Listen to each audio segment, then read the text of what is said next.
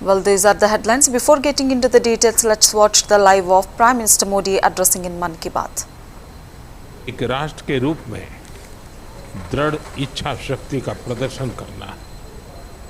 आज दुनिया देख रही है, इस आतंकी हमले के बाद पूरा देश एक स्वर में बोल रहा है। साथियों, भारत के हम लोगों में जो आक्रोश है, वो आक्रोश पूरी दुनिया में है। इस आतंकी हमले के बाद लगातार दुनिया भर से संवेदनाएं आ रही हैं। मुझे भी ग्लोबल लीडर्स ने फोन किए हैं, पत्र लिखे हैं, संदेश भेजे हैं। इस जघन्य तरीके से किए गए आतंकी हमले की सबने कठोर निंदा की है। उन्होंने मृतकों के परिवारजनों के प्रति संवेदनाएं प्रकट की है। पूरा विश्व आतंकवाद के खिलाफ हमारी लड़ाई में 140 करोड़ भारतीयों के साथ खड़ा है। मैं पीड़ित परिवारों को फिर भरोसा देता हूं, उन्हें न्याय मिलेगा, न्याय मिलकर रहेगा। इस हमले के दोषियों और साजिश रचने वालों को कठोरतम जवाब दिया जाएगा। साथियों, 2 दिन पहले हमने देश के महान वैज्ञानिक डॉक्टर के कस्तूरीरंगन जी को खो दिया है। जब भी कस्तूरीरंगन जी से मुलाकात हुई, हम भारत के युवाओं के टैलेंट, आधुनिक शिक्षा, स्पेस साइंस ऐसे विषयों पर काफ़ी चर्चा करते थे। विज्ञान, शिक्षा और भारत के अंतरिक्ष कार्यक्रम को नई ऊंचाई देने में उनके योगदान को हमेशा याद किया जाएगा।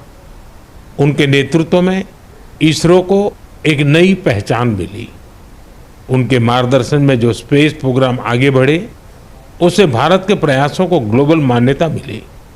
आज भारत जिन सैटेलाइट्स का उपयोग करता है, उनमें से कई डॉक्टर कस्तूरीरंगन की देखरेख में ही लॉन्च की गई थी। उनके व्यक्तित्व की एक और बात बहुत खास थी, जिससे युवा पीढ़ी उनसे सीख सकती है।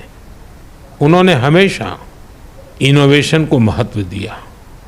कुछ नया सीखने, जानने और नया करने का विजन बहुत प्रेरित करने वाला है। डॉक्टर के कस्तूरीरंगन जी ने देश की नई राष्ट्रीय शिक्षा नीति तैयार करने में भी बहुत बड़ी भूमिका निभाई थी।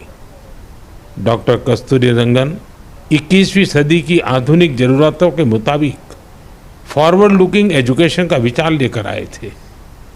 देश की निस्वार्थ सेवा और राष्ट्र निर्माण में उनके योगदान को हमेशा याद किया जाएगा। मैं डॉक्टर के कस्तूरीरंगन जी को विनम्र भाव से श्रद्धांजलि अर्पित करता हूं।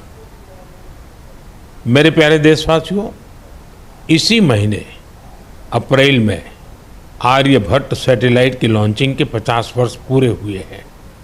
आज जब हम पीछे मुड़कर देखते हैं, 50 वर्षों की इस यात्रा को याद करते हैं, तो लगता है हमने कितनी लंबी दूरी तय की है।